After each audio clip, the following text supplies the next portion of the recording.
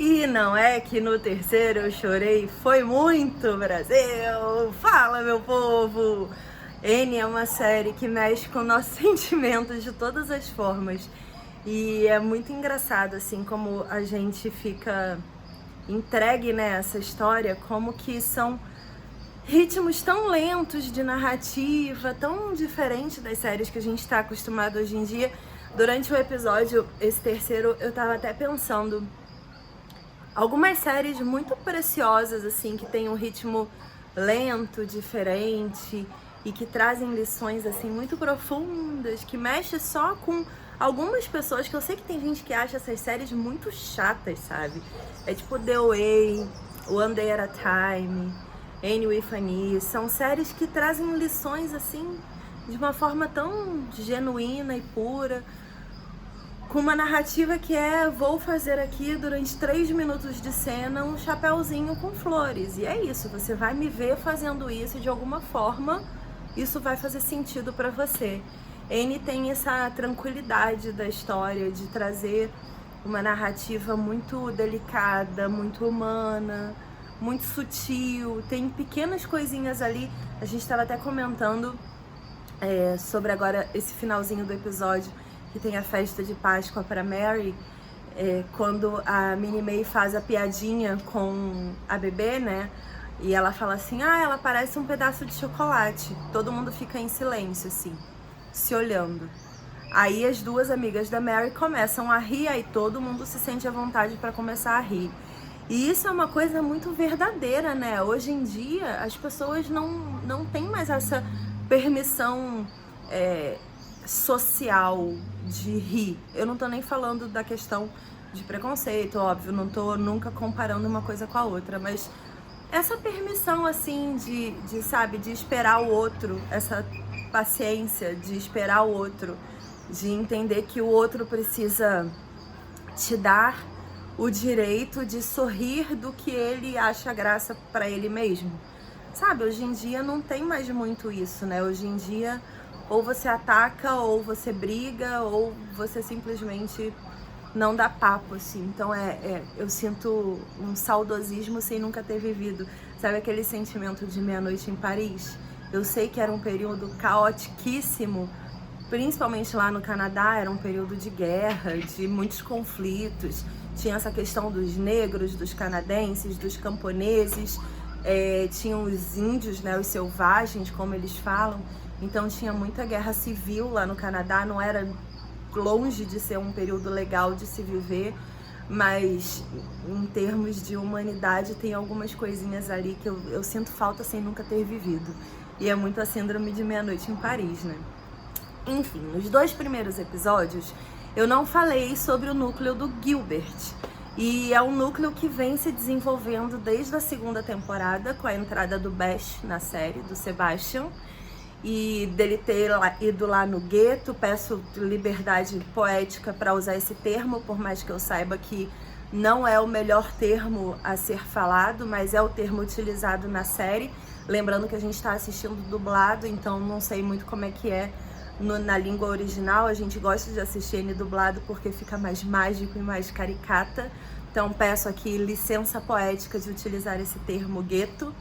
E eles se conheceram lá, que era um lugar quase que renegado, né, pela sociedade, como toda a comunidade. Enfim, a gente mora no estado do Rio de Janeiro e aqui o que mais a gente tem são lugares assim como outros lugares do Brasil e do mundo. E eles se conheceram, criaram uma família, se apaixonaram, tiveram o passado invadindo a casa deles ali nesse comecinho de temporada com o Elijah, que é o filho da Mary, e ele roubou o Gilbert. E, sério, parênteses aqui, por que que o Gilbert deixa as coisas no quarto do pai de forma livre, sabe? Gente, é muita ingenuidade nesse período, me cansa um pouco. Hoje em dia a gente é um pouquinho mais esperto. Muita treta já aconteceu na humanidade. Aí a gente acabou ficando um pouquinho mais escaldado, assim. Mas eu fiquei um pouquinho angustiada com essa perda do Gilbert ali. E eu queria enaltecer o Gilbert nesse momento, porque ele é um cristalzinho como a Anne. A gente sabe que ele teve uma perda muito novo, né? Que foi a perda do pai, que era a única família que ele tinha.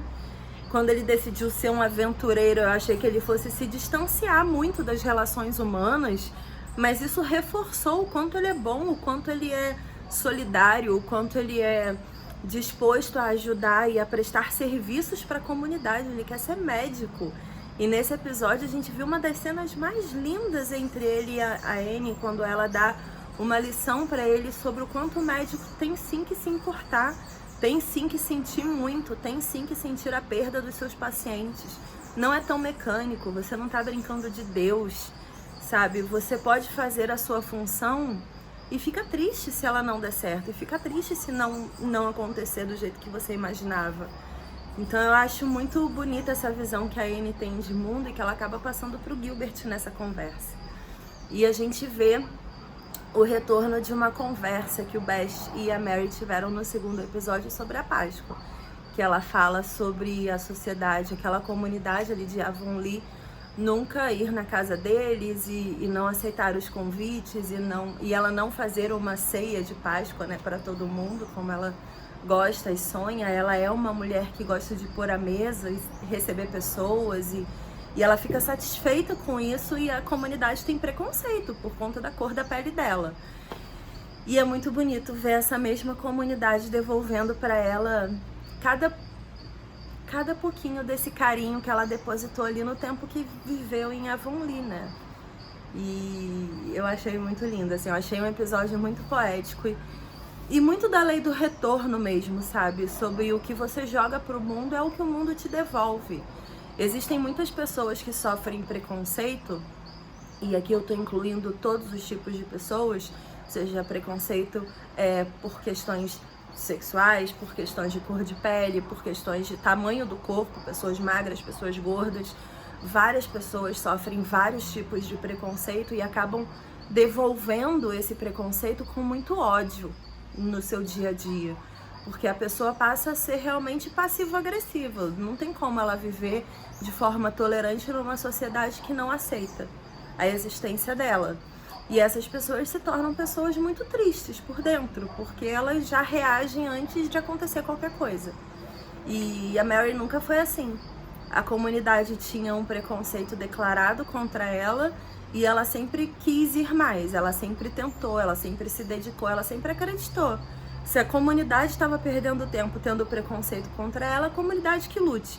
Ela não precisava gastar a energia dela nesse rolê de ficar guerreando e tudo mais. E as pessoas são muito intensas, né? O próprio Best é um cara muito militante, assim. Ele responde, ele se posiciona, ele coloca o peito pra frente, ele estufa logo e enfrenta. Isso é muito do homem também, né? A gente vê muitos homens assim, se colocando na frente para defender quando é a sua esposa, quando é a sua família, quando é o seu amigo, enfim, quem quer que seja. É muito do homem fazer isso fisicamente, se abrir para a guerra e para a batalha, ainda mais nesse período, que era um período muito machista. E Mary não, Mary sempre foi muito delicada, sempre acreditou em todo mundo, sempre se doou muito para essa comunidade que não a aceitava direito. E a comunidade devolveu exatamente o amor que ela sempre depositou ali, porque ela merece. Quando eles foram na casa da Diana pedir para os pais dela para usar o jardim, eu fiquei, por favor, não diz não, não diz não, por favor, deixa usar o jardim. E o pai dela nem pensou duas vezes, sabe? Ele aceitou, ele deu ali o jardim para usar, ele apertou a mão. E eu acho que Annie traz essas microcenas que são muito importantes, sim.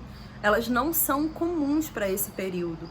Na hora que o Best entrega a Bíblia para o pai da Diana no meio da cerimônia de Páscoa lá, da celebração, ele aperta a mão do Sebastian. E isso, gente, para o período que está se passando Annie, é de uma evolução espiritual absurda, porque as pessoas eram muito preconceituosas de não encostar, de não estar no mesmo ambiente, de proibir que negros entrassem em lojas, em igreja. Existiam igrejas separadas por isso, porque não podia misturar brancos e negros.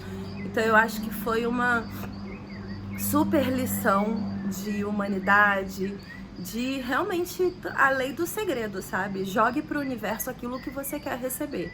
Você pode não receber na hora que você tá emanando suas boas energias para o universo, mas em algum momento isso retorna para você.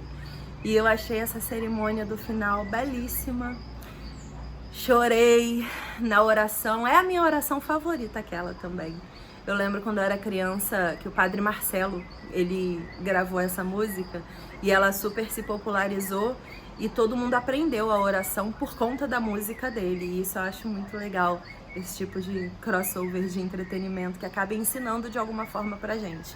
E é uma oração que diz muito menos sobre o que a gente quer e muito mais sobre o que a gente pode fazer, né? Que é onde houver ódio, que eu leve o amor, onde houver desespero, que eu leve a esperança. Então é muito mais sobre o que a gente pode fazer para o mundo do que o que a gente espera receber daquela entidade, daquela religião, daquele lugar que você tá ali rezando. E eu acho isso muito bonito nessa oração.